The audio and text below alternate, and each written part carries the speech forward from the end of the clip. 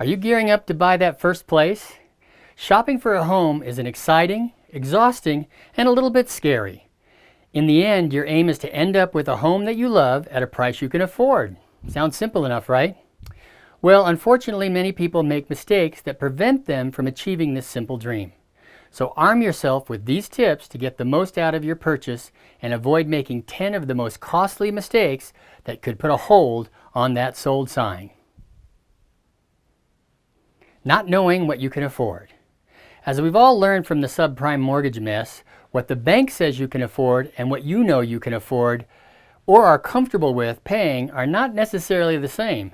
If you don't already have a budget, make a list of all your monthly expenses, not including your current rent, including vehicle cost, student loan payments, credit card payments, groceries, health insurance, retirement savings, and so on. Now, don't forget the major expenses that occur only once a year, like any insurance premiums you pay annually or your annual vacations. Now, subtract this total from your take-home pay, and you'll know how much you can spend on your new home each month. If you end up looking at homes that are outside your price range, you'll end up lusting after something you can't afford, which can put you in the dangerous position of trying to stretch beyond your means financially. Number 2. Skipping mortgage qualification before you start looking. This goes along with the previous mistake. What you think you can afford and what the bank is willing to lend you may not match up, especially if you have poor credit or unstable income. So make sure to get pre-approved for a loan before placing an offer on a home. If you don't, you'll be wasting the seller's time, the seller's agent's time, your own agent's time, and if you sign a contract and then discover that later that the bank won't lend you what you need or that it's only willing to give you a mortgage that you find unacceptable. Also in this market, home sellers will not even accept your offer unless you've been pre-approved by a lender. This could be a big problem if you find the perfect home and the seller takes a different offer while you're going through the pre-approval process. It happens all the time, so get a pre-approval before you start looking. 3. Changing your credit in midstream. This is a biggie. Be aware that even if you've been pre-approved for a mortgage, your loan can fall through at the last minute if you do something to alter your credit score, like a large purchase like financing a car. If you cause the deal to fall through, you may also have to forfeit your earnest money deposit, which could be thousands of dollars you put up when you went under contract. This is very important. Never buy a large purchase on credit after you've been pre-qualified until your home purchase has been completed. Also, don't open any credit accounts of any type till you've completed the home purchase as well. The lender will do another credit check just before closing. Number 4. Failing to consider additional expenses. Once you're a homeowner, you'll have additional expenses on top of your monthly payment. Unlike when you were a renter, you'll be responsible for paying property taxes, insuring your home against disasters, and making any repairs the house needs, so keep that in mind as well. Also, with some single-family homes and almost every condo or townhome, you'll have to pay homeowners association costs monthly, regardless of whether anything needs fixing, because you'll be part of a homeowners association which collects a payment each month from all the owners of each unit in the complex. Number 5, being too picky. Now go ahead and put everything you can think of on your new home wish list, but don't be so inflexible that you end up continuing to rent for significantly longer than you really want to. First-time homebuyers often have to compromise on something because their funds are limited. You may have to live on a busy street, accept outdated decor, or make some repairs to the home, or forego that extra bedroom. Very few homebuyers find a home that has all the things on their wish list. Number 6, lacking vision. Even if you can't afford to replace the hideous wallpaper in the bathroom right now, it might be worth it to live with the ugliness for a while in exchange for getting into a house you can afford.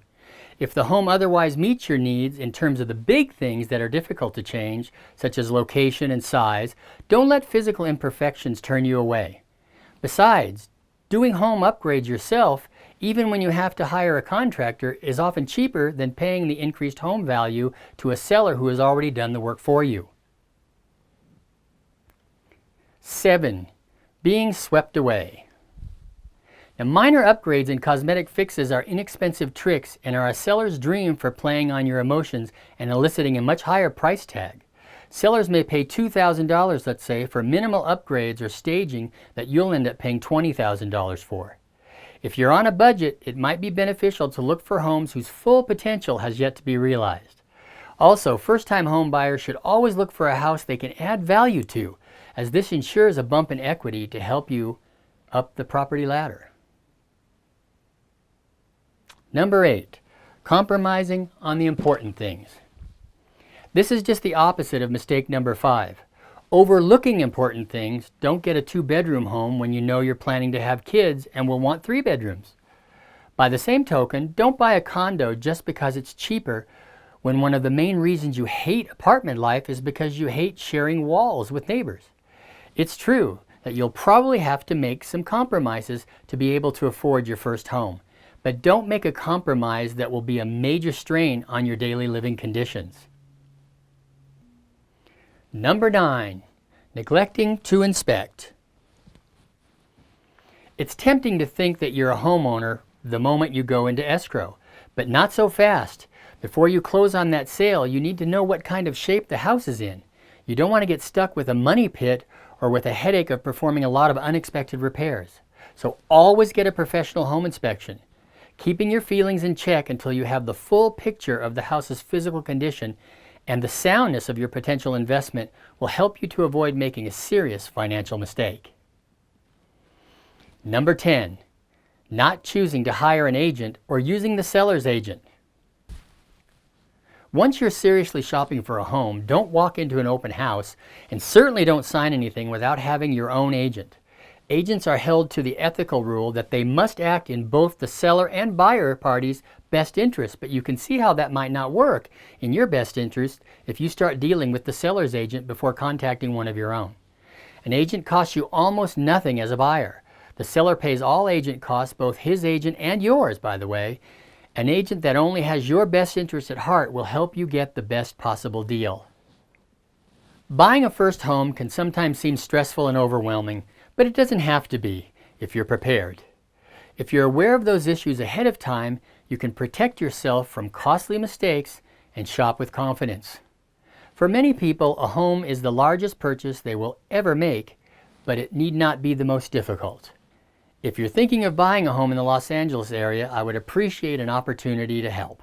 I'll make sure you are informed and are aware of all the things you need to know when buying a new home. Even if you're not ready to buy or sell right now, don't hesitate to give me a call or shoot me a text or email. I'm always happy to help in any way that I can. And remember, together we can make it happen.